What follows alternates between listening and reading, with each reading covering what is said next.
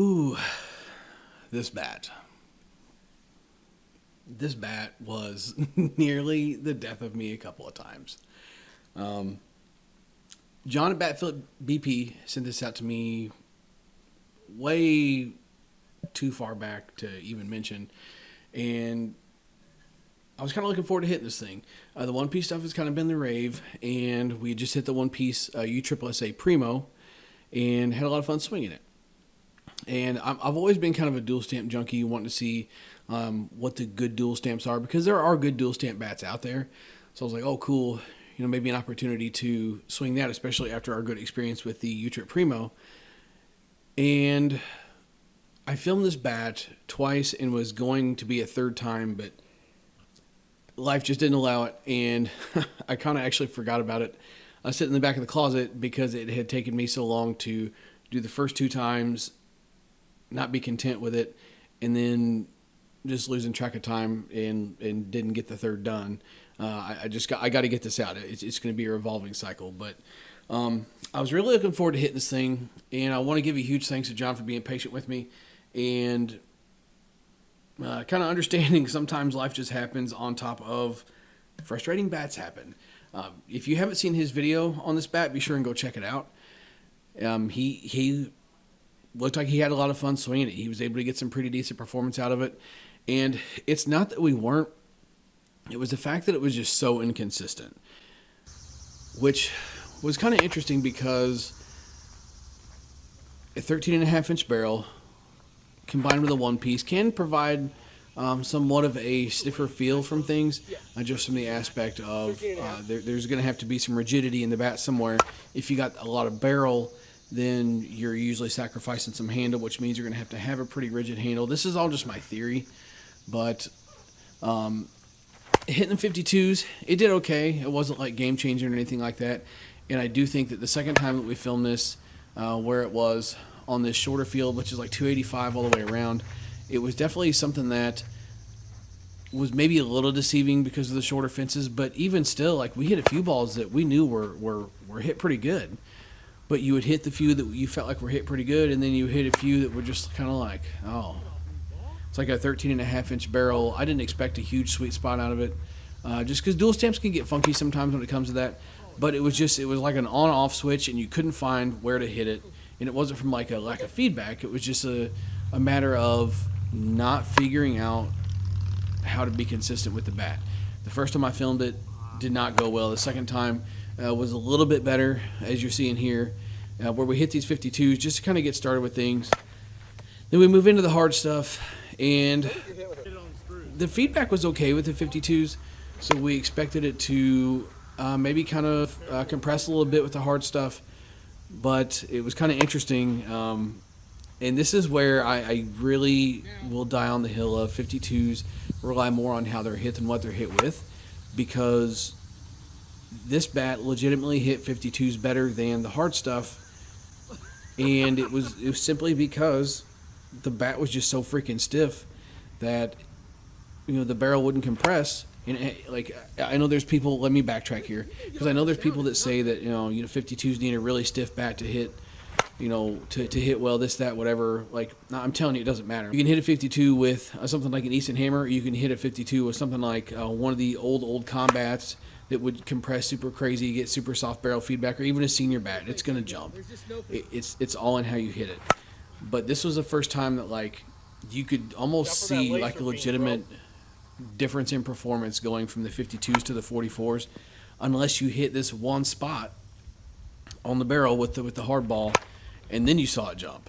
Because we hit a couple that were like, man, okay. But for the most part, it was just I did not get along with this bat. And, like, seeing John enjoy it so much made me like, there's something in here somewhere. And, like, the hot and cold feel we were getting from it definitely gave a lot of that vibe, too. So it was super frustrating to fight a bat like that. I usually don't give bats extra chances. The first time I hit it, it kind of came around towards the end, and so I was like, okay, I'm going to hit this again and kind of see what's up. Maybe I just wasn't jiving with it. I have done that from time to time. So I hit it the second time, and Brian was in my ear like, yo, this thing ain't good, man. And KP was kind of chuckling about it and in the sound and stuff it was making.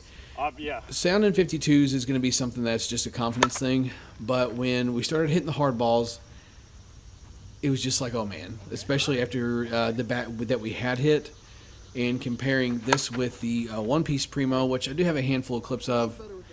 Honestly, not really worth posting and getting into, but the One Piece USSSA Primo was significantly better than this thing was, in our opinion. And I just hate that, like, John was able to enjoy it and we couldn't figure out how to enjoy it. It's just frustrating, you know. So all in all, this was kind of an interesting review. You know, you can see here on the compression tester, it was pretty high, and it even came down a little bit from us hitting it. And this was just from this one day as well. So that was probably the, I'll say 100-ish 52s and then another 75 or so hard balls to get these clips here for you. And it still dropped a little bit. Who knows what this thing would be like if it could get down to 250, if it ever did. I mean, I don't know who's got that kind of patience. But to say this was a frustrating battery review would be an understatement, and was almost what felt like the death of me a couple of times. You know, John reached out. He's like, hey, you hit that thing yet? Or, hey, how's it going? I'm like, oh, yeah. You know, it's just like, I'm going to film it again. And then just never got around to it. Here we are. It's almost November, and I'm still sitting on this bat. So,